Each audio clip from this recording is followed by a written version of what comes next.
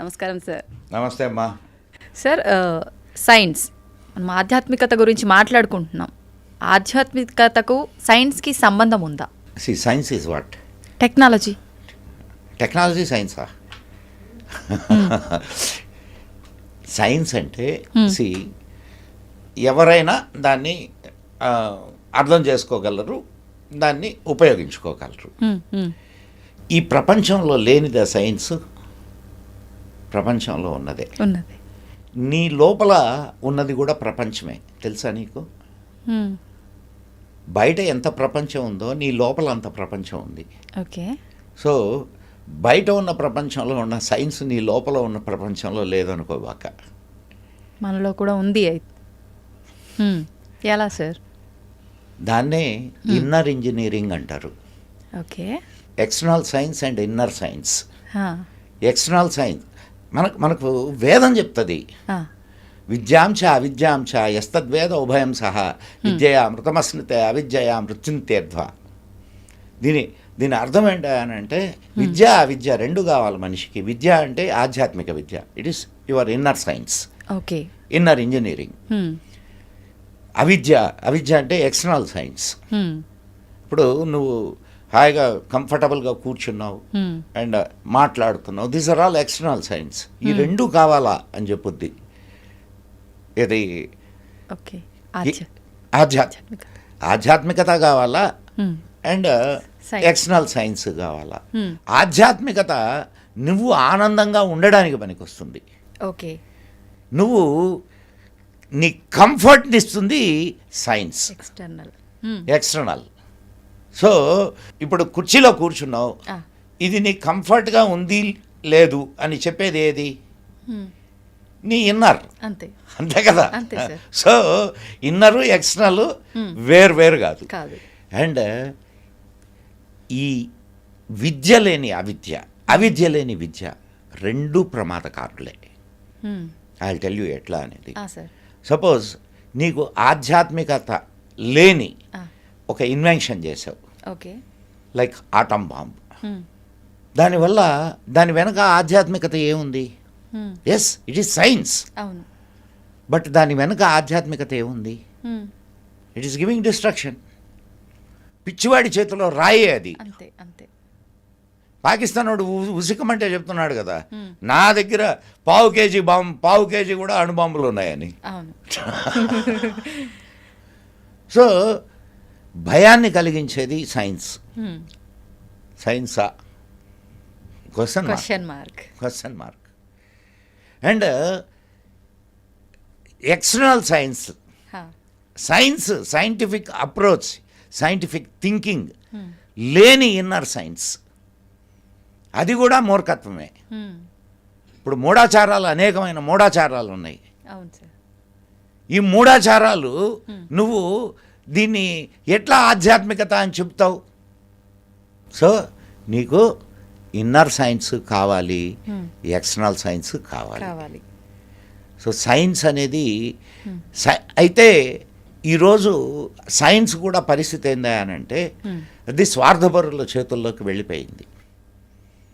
మన వాళ్ళు, నేను అప్పుడప్పుడు కొంతమంది మిత్రులు అడుగుతుంటారు, అసలు మనకు అప్పుడు విద్య ఎక్కడ చెప్పారని. ఇప్పుడు మాత్రం ఎక్కడ చెప్తున్నారు? నీకు డబ్బులుంటే విద్య. అవునా కాదమ్మా? కరెక్టే సార్. అండ్ అప్పుడు నీకు జ్ఞానాన్ని అందించలేదు అని అంటున్నారు. ఇప్పుడు నీకు ఆటం బాంబు ఎట్ట తయారు చేస్తారో తెలుసా? ఎందుకు తెలీదు? నేర్చుకోలేదు కదా సార్. ఎందుకు మరి? నువ్వు నేర్చుకోక, ఆనాడు కూడా నువ్వు నేర్చుకోక అది నీకు అందలా. ఆనాడు కూడా నేర్చుకోవాలనుకున్న వాళ్ళకి అందింది. కరెక్టే సార్. అవును. సో కాబట్టి దాంట్లో సైన్స్ చెడ్డది కాదు. సైన్స్ని చెడ్డగా మనం ఉపయోగించుకునే విధానం కరెక్ట్గా లేదు. ఒక కత్తిని తయారు చేస్తే గొంతులు కోయొచ్చు, కూరగాయలు దొరుక్కోవచ్చు. కరెక్టే. సో అది నీ విఘ్నత మీద ఆధారపడి ఉంటుంది. అండ్ దానికి నీ సైన్స్కి ఆధ్యాత్మికతను జోడిస్తే అద్భుతమైన మానవ కళ్యాణం జరుగుద్ది. సైన్స్కి ఇప్పుడు ఆధ్యాత్మికత కారణం కాదు. ఓకే. సైన్స్ అని అంటే ఈరోజు సైన్స్ అంటే ఏందనంటే వ్యాపారం, సైన్స్ అంటే ఆర్థికాభివృద్ధి, అంతే. సైన్స్ అంటే డబ్బు, సైన్స్ అంటే స్వార్థం. ఈనాటి సైన్స్లో పరమార్థం ఎక్కడుందమ్మా? పరమార్థం లేని సైన్స్ పిచ్చివాడి చేతిలో రాయి. ఎవరి స్వార్థానికి వాళ్ళు ఉపయోగించుకుంటున్నారు. ఖచ్చితంగా అమ్మా. సో కాబట్టి సైన్స్ని మనం అది నీ జీవనంలో ఒక భాగం. సైన్స్ అని అంటే నువ్వు ఏదో పెద్ద ఇన్వెన్షన్ చేస్తేనే సైన్స్ అనుకోబాక. నువ్వు ఇంట్లో పొయ్యి వెలిగించి దాని మీద నీళ్లు పెట్టి దాంట్లో కొన్ని బియ్యం వేసి వండేది కూడా సైన్సే. అన్నం ఉడికిన తర్వాత తింటున్నావు కదా, is it not science? Science అంటే నువ్వు పెద్ద నిర్వచనాలు ఇచ్చుకొని నీకు పనికి వచ్చే ప్రతిదీ నువ్వు ఇన్వెంట్ చేసావు నీ ఉపయోగం కోసం. అదంతా సైన్సే. దాంట్లో సైన్స్ లేదని బాక. అన్నం వండడంలో సైన్స్ లేదనుకోకు. ఉంది సార్. మీరు చెప్తుంటే నిజంగానే ఉపయోగించుకోవాల్సిన పద్ధతిలో ఉపయోగించుకోలేకపోవటం వల్లే చాలా రకాల అనార్థాలు కూడా జరిగాయి. స్వార్థానికి ఎంతో మంది ఖచ్చితంగా. లేకపోతే ఇవన్నీ ఎందుకుంటాయమ్మా? అవును. ఇప్పుడు దారుణాలు జరుగుతున్నాయి. ఈ దారుణాలన్నీ ఎందుకుంటాయి? మానసికమైనటువంటి పరిపక్వత లేకపోవడం, ఆధ్యాత్మిక ఆలోచనలు లేకపోవడం. ఆధ్యాత్మికత అనేది కూడా ఇప్పుడు కమర్షియల్ అయిపోయింది. సో చూస్తున్నాం అన్ని మతాల్లో నేను ఏ ఒక్క మతాన్ని గురించి మాట్లాడడంలే, అన్ని మతాల్లో ఇది కామన్ అయిపోయింది. స్వార్థపరులు ఏదో చెప్పి వాళ్ళ పబ్బం గడుపుకుంటున్నారు. ఒక్కటే గుర్తుపెట్టుకోమ్మా, ఒక సంస్కృతి ఇన్ని వేల సంవత్సరాలు వెళ్ళి విరిసింది అంటే దాని వెనక ఒక విద్య ఉండాల, వైద్యం ఉండాల, అండ్ జీవన విధానం ఉండాల, ఆధ్యాత్మిక ప్రగతి ఉండాల. ఈ 4 ఉంటే ఆ జాతి నిలబడుద్ది. ఒకవేళ పడిపోయినా పైకి లేస్తుంది. అది ఈ సనాతన ధర్మానికి ఉంది. ఇక్కడ విద్య ఉంది, వైద్యం ఉంది, ఇక్కడ జీవన విధానం ఉంది, ఇక్కడ ఆధ్యాత్మికత ఉంది. సో ఈ 4 ఉన్నాయి కాబట్టి మీకు ఈ అఫ్కోర్స్ విద్యా వైద్యం అనేది జీవన విధానంలో ఒక భాగం అయిపోయి ఉండొచ్చు, కానీ నేను సపరేట్గా చెప్పి ఉండొచ్చు, దట్స్ ఎ డిఫరెంట్ ఇది. కానీ విద్యా వైద్యం కూడా ఇక్కడ భారతదేశంలో చాలా అద్భుతమైనటువంటి విద్య. మీకు ఒక చిన్న వైద్యం గురించి మనం ఒక చిన్న ఇది మాట్లాడుకుందాం. మీరు వచ్చే ముందే ఓ చిన్న సంఘటన జరిగింది. ఇప్పుడు తాయెత్తులు ఉంటాయి, తెలుసు కదా? తెలుసు. పిల్లలకి మెడలోనో బొడ్లోనో కడుతుంటారు. ఏంటది తాయెత్తు తెలుసా నీకు? ఎప్పుడైనా విన్నా? పిల్లలకి దృష్టి దోషాలు పోవడానికి అని చెప్పి కడుతుంటారని విన్నాం సార్. మాయలు మంత్రాలు అంతే. అది కాదా సార్? చెప్తానమ్మా. మీకు 1991లో మాతా పూర్కర్ అని ఒక సైంటిస్ట్, ఇండియన్ సైంటిస్ట్. ఆయన స్టెమ్ సెల్ పేరున్నవా? స్టెమ్ సెల్ అని అంటే బొడ్డు కోస్తారు కదా, బిడ్డ పుట్టినప్పుడు బొడ్డు కోసి పేగు ఉంటుంది, బొడ్డు పేగు. నీకు తెలుసో తెలియదు, ఆ బొడ్డు పేగుని ఇంట్లో పసుపు గుడ్డలో చుట్టి దాచిపెట్టేవాళ్ళు. తర్వాత అది బాగా ఎండిన తర్వాత దాన్ని ఈ తాయెత్తులో పెట్టి సీల్ చేసి నీ మొలకు కట్టేవాళ్ళు. అలా ఇప్పుడు ఎవరు కడుతున్నారు సార్? మరి ఇప్పుడు ఎవరు కడుతున్నారు అనేది కట్టేవాళ్ళు. అండ్ ఈ మన డెలివరీ టైంలో దాన్ని తాంబూలంలో పెట్టి వాళ్ళకి ఇస్తారు. ఓకే. ఏంటి అసలు ఇది? ఈ స్టెమ్ సెల్. ఇప్పుడు ఒక బల్లి ఉంది, బల్లి తోకని మీరు కానీ తెగ్గొడితే చూసారా మీరు ఎప్పుడైనా? చూసాను సార్. బల్లి తెగిన తోక కొట్టుకుంటుంటుంది, ఈ బల్లి వెళ్ళిపోద్ది. తర్వాత కొద్ది రోజులకి ఈ తెగిన తోక కొట్టుకోవడం ఇదైపోద్ది, ఆ బల్లికి తోక వచ్చేసి ఉంటుంది. అవును సార్, చూశాను. మానవుడి శరీరంలో కూడా చెడిపోయినటువంటి ఆర్గాన్స్ని మళ్ళా రీప్రొడక్ట్ చేసేదానికి అవకాశం ఉంది. అది ఈ స్టెమ్ సెల్ ద్వారా జరుగుద్ది. ఓకే. మాతా పూర్కర్ 1991లో ఈ విషయాన్ని గురించి ఒక మెడికల్ జర్నల్లో వ్యాసం రాశాడు. తర్వాత 1998లో ఆయన తన పూర్తి రీసెర్చ్ని సబ్మిట్ చేసి దాని మీద పేటెంట్ పొందాడు. ఈరోజు ప్రపంచవ్యాప్తంగా స్టెమ్ సెల్ బ్యాంక్స్ తయారైనవి. తెలుసా? విన్నావా ఎప్పుడైనా? అసలు వినలా. ఈ బొడ్డు పేగుని ప్రిజర్వ్ చేయడానికి బ్యాంక్స్ తయారైనవి. అంటే ఫ్యూచర్లో నీకు ఏదైనా ప్రాబ్లం వస్తే ఈ స్టెమ్ సెల్తో దాన్ని ఆ ప్రాబ్లంని క్యూర్ చేసుకోవచ్చు. మరి ఇవన్నీ ఏం తెలియకుండా బొడ్డు పేగుని ఎండబెట్టి మనకు బొడ్లో కట్టారే ఇంతకు ముందా? సైన్సా కాదా అది? సైన్సే సార్. ఇట్లాంటి సైన్స్ బోలెడు ఉన్నాయి మన భారతదేశంలో.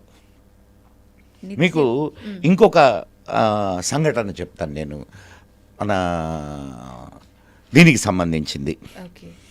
1740లో థామస్ క్రూసో అనే ఆయన కలకటాలో అయిన ఈస్ట్ ఇండియా కంపెనీ సర్జన్ కలకటాలో తిరుగుతూ ఉంటే ఒక అతను ప్రతి ఇంటికి పోయి, వాళ్ళ ఇంట్లో చిన్నపిల్లలు ఉంటే ఆ చిన్నపిల్లల దగ్గరికి పోయి సీసాలో ఒక సీసా పట్టుకొని దాన్ని సీసా మూత తీసి ఒక సూది ఉండేది, సూదితో ఆ సీసాలో ద్రావకంలో ముంచి ఆ పిల్లవాడికి అటు గుచ్చేవాడు.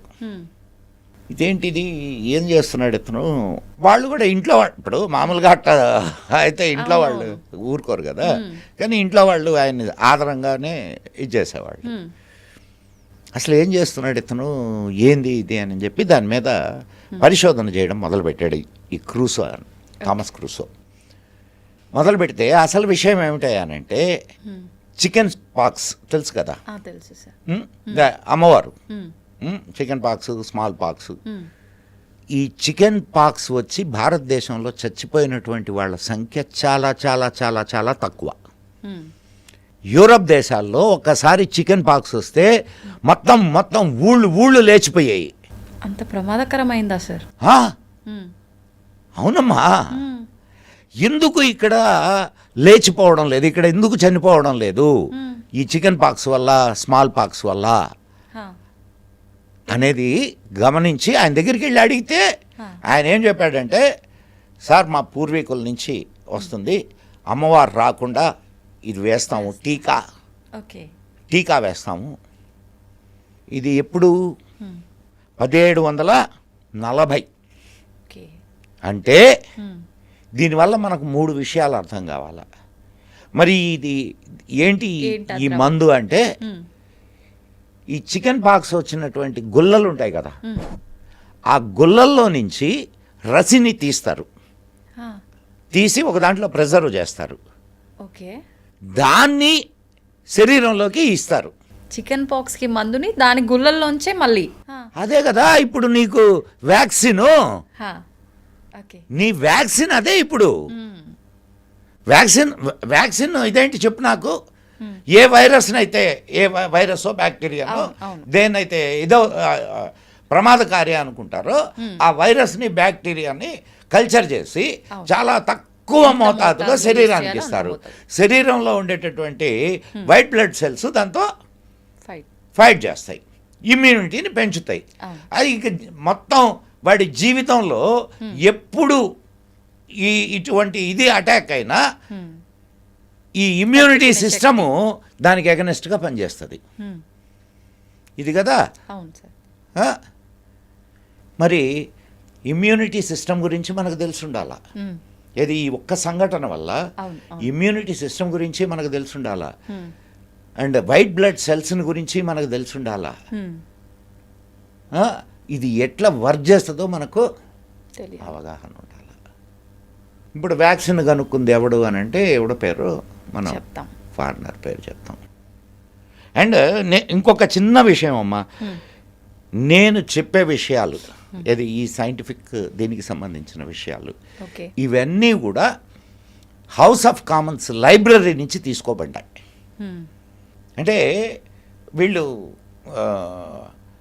బ్రిటిష్ వాళ్ళు మొత్తం చాలా పరిపాలన చేశారు కదా, దాదాపు చాలా రాజ్యాల్లో వాళ్ళ పరిపాలన ఉండింది. అక్కడ వాళ్ళు ఎక్కడెక్కడైతే పరిపాలన చేశారో అక్కడ జరిగినటువంటి విషయాలని వీళ్ళు గమనించినటువంటి విషయాలని తీసుకెళ్ళి హౌస్ ఆఫ్ కామన్స్లో చెప్పేవాళ్ళు. హౌస్ ఆఫ్ కామన్స్లో చెప్తే దాన్ని రికార్డ్ చేసేవాళ్ళు, దాని మీద నిర్ణయం తీసుకునేవాళ్ళు హౌస్ ఆఫ్ లార్డ్స్, పెద్దల సభ అంటారు. ఇదంతా ఈ రికార్డ్స్ అన్నీ బయటకు వచ్చాయి కాదు. నువ్వు వెళ్ళి కూర్చొని చదువుకోవచ్చు, రాసుకోవచ్చు, కానీ మీకు పుస్తకం బయటికి అక్కడ వరకే పరిమితం. ధరంపాల్ అనే ఆయన ది గ్రేట్ మ్యాన్, చేతులెత్తి నమస్కరించాలి మహానుభావుడికి. రోజు ఉదయాన్నే అంత 4 చపాతీలు బాక్స్లో పెట్టుకొని రోజు ఉదయాన్నే హౌస్ ఆఫ్ కామన్స్ లైబ్రరీ తెరిచే సమయానికి వెళ్ళేవాడు. వెళ్ళి ఆడ కూర్చొని ఇండియాకు సంబంధించిన విషయాలన్నింటినీ రాసుకునేవాడు సాయంత్రం దాకా కూర్చొని. చూడండి, తెలుసుకోవాలన్న తపన, ఓపిక రెండు ఉన్నాయి. ఆయన తర్వాత ఇండియాకు వచ్చి 5 పుస్తకాలుగా దాన్ని ప్రచురించారు. ఇప్పటికీ ఉన్నాయి ధరంపాల్. నెట్లో కొడితే ఆయన పుస్తకాలు మీకు యూ కెన్ బై ఇట్.